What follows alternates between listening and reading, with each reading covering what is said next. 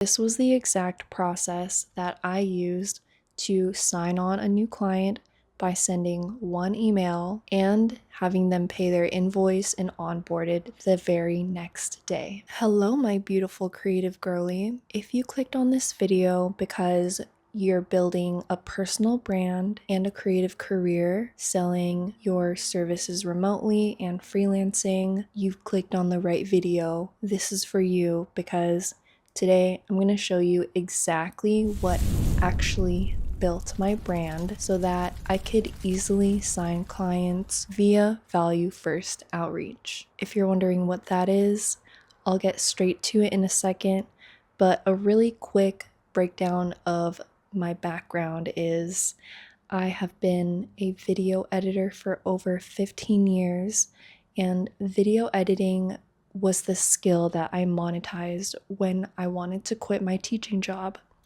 I did both teaching and freelancing for a year before I was able to quit and do freelance video editing full time. Within a year of doing that, I was able to move out of the United States from Atlanta, Georgia to Poland. And that's what I'm doing now, building a content agency as a freelance video editor. Now you might be thinking, is it even possible to land clients just by reaching out to them in the year of 2026? Well, yes.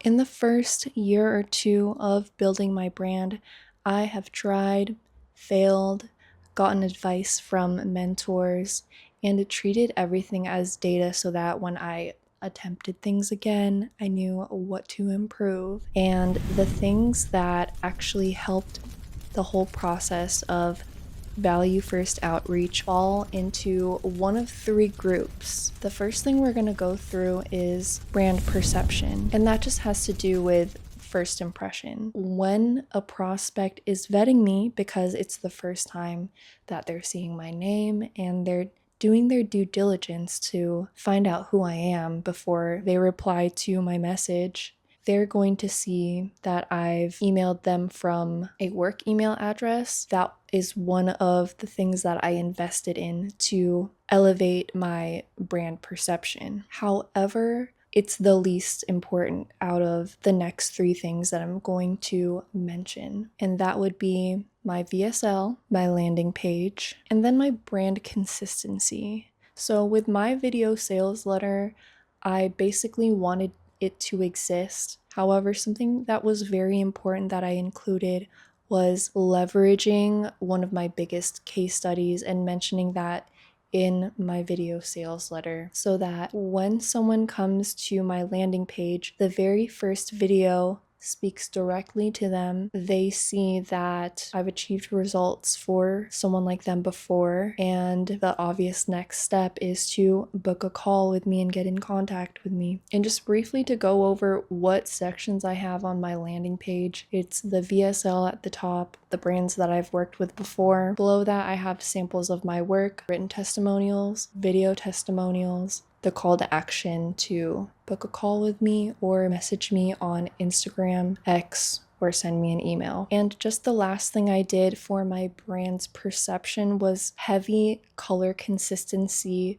with the blues. And I can go over how I creative directed my personal brand in a different video, but right now we're just focusing on what actually grew my brand that helped me land clients more easily. Moving right along, the next thing I did was leverage my work.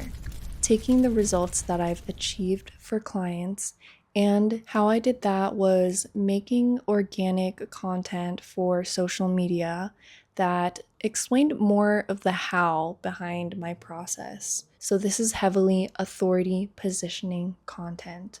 I started with what results have I achieved for clients, because I could go directly into the how of my process. You can literally just make a Loom type video that is a screen recording and webcam video going through your process that you've mapped out either through a PowerPoint, Miro board, Canva whiteboard, just any type of visual aid that makes it easier to understand what you did and what you do. And it doesn't have to be video content, it can also be a carousel, okay?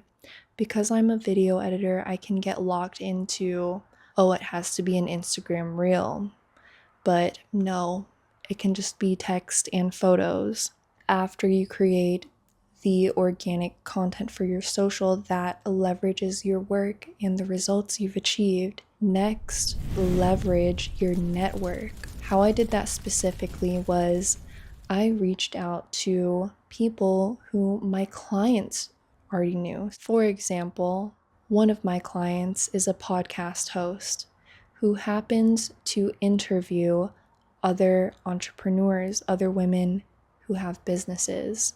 What they have in common is that they need content for their own platforms. When I find it applicable, or when I see that a guest on my client's podcast aligns with who I can directly serve, I will pull a few short clips from the podcast, I'll add captions and music to them, and that will be my value first outreach. I already have the authority of editing for this client, so I get the trust from being in their network. Everything else I did besides sending that outreach message raised the odds of getting a positive response for the prospect to want to buy more videos from me. So that meant having that fresh organic content that they can land on when they go to vet me. It adds to their perception of my brand and it increases their trust to inquire about more videos. So this was the exact process that I used to sign on a new client by sending one email and having them pay their invoice and onboarded the very next day. First, I clipped them 2 Instagram reels that I thought positioned them well as real estate professionals. I added captions and music, their branding. Then I sent them an email saying, I'm the editor behind this podcast that you were on. Loved the conversation you had with the host. I cut up the episode and thought that these moments positioned you well. Would love to pull more anytime. They responded the same hour, asking, what would it look like if we wanted more? So I sent them a couple options, and initially they said it was out of their budget. So, me being detached, and because I've been rejected before, it was no big deal. I don't take it personally. I say, okay, would love if you wrote back a testimonial on how you liked the clips that you did receive. It would help out my business. And that's what started the negotiation. We were able to get a first project together started. I was willing to do this because the easiest people to sell to are the people you've already sold to. And boom, they scheduled their onboarding call, paid their invoice, and I delivered our first project by the end of the week. That wouldn't have worked if I didn't have my landing page, VSL, consistent branding, and organic content on my socials that positioned me as an authority. When deploying value first outreach, put the extra time and effort into positioning yourself in a way that it would be a missed opportunity if someone were to decline. I really hoped this helped because I've been freelancing for 3 years now and I'm building my content agency in a foreign country and I love it. Thank you for coming along on this conversation today. If you made it to the end of this video, leave me a fairy emoji. Sending so much love and kisses. Bye bye.